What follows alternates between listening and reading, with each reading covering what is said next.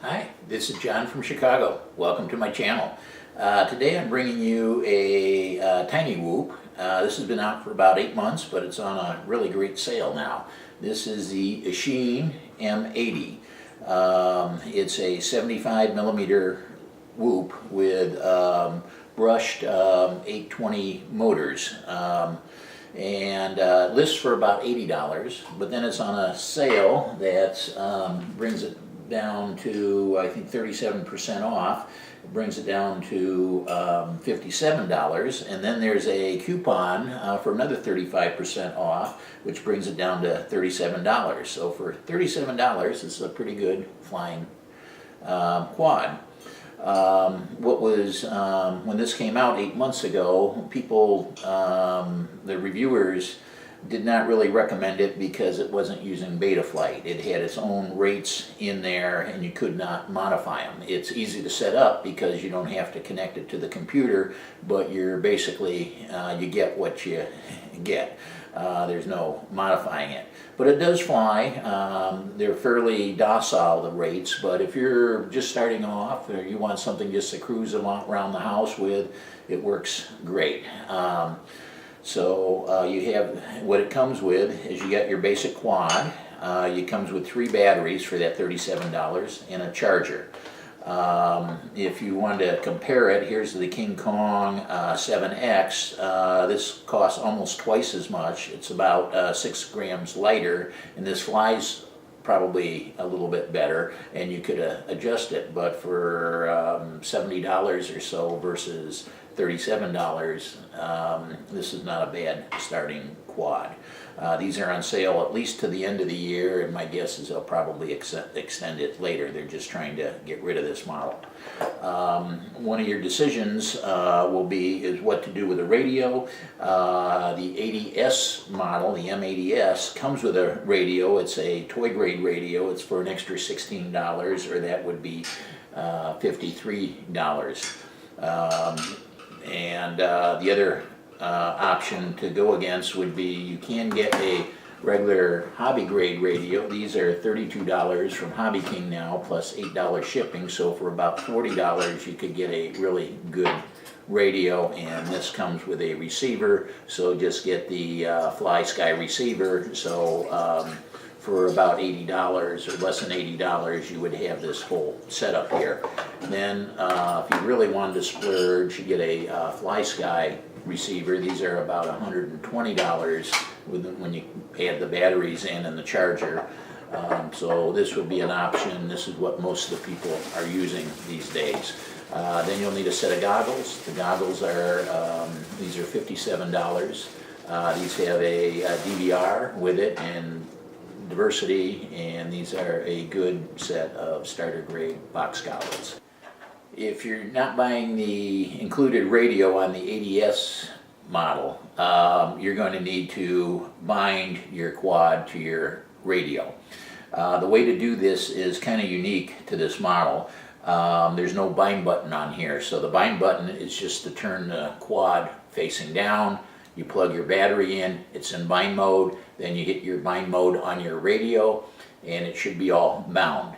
I'm using the FR Sky protocol or radio, and they use a D8, so it's 8 channels. On the 5th channel, there's 2 switches. The 5th channel is for mode.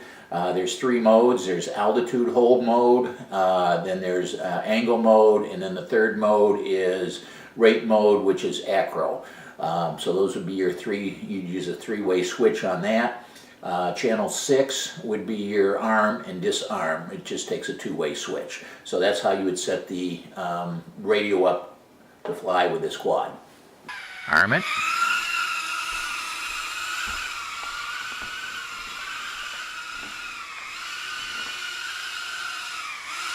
Flies good, a lot of control. Rates aren't real high, so it should be easy for a beginner.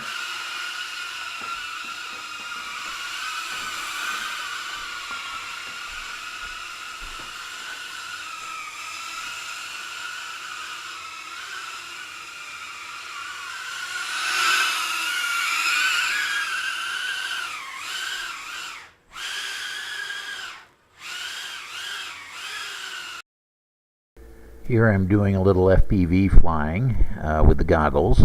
I set up 2 gates and a little plant area to fly over to test my FPV skills. I just go lap after lap. This is my first time of flying with this quad. Normally it takes 2 or 3 times before I get the knack of it, because the controls are different for each quad, but this is the first time and I made all the gates, so I was doing quite good.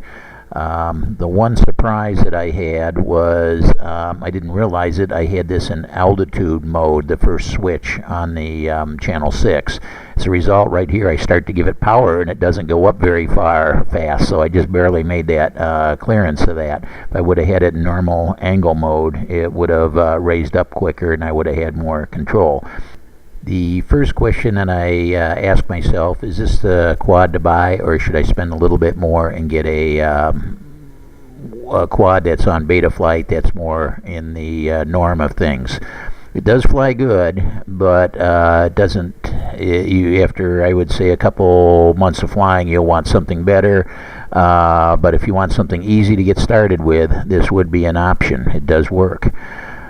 I would probably recommend moving up to at least the King Kong Tiny 6 or 7X, which would be the quad that I showed you earlier. It would have a little bit more power. It's a little bit lighter. It handles better, and it uses beta flight, so it would be adjustable in the future. You're spending an extra $30 to $40 on it, but I think it's worth it if you're going to stay in the hobby. The second question would be what radio to get. Again, that $15 radio on this one is a good option if you want something simple and just turn on and have it work. I think, though, the from Hobby King, that $40 Evolution radio is a fantastic radio, and you could use it for multiple models, and it would be the cheapest way to go. Or if you had the money and didn't worry about it, spend the $120 and get the FR Sky X-Lite radio for about $120. Then the third thing would be goggles. The goggles, those new Eachine VR D3s are fairly good, but if you wanted the bigger screen, that's a 3-inch goggle. If you wanted to go to a 5-inch box style goggle, the EV800s would also be another good goggle to get. So there's a lot to think about on getting something new. So if you got any questions or comments, you could leave those down below and I will try to answer those for you. Thank you.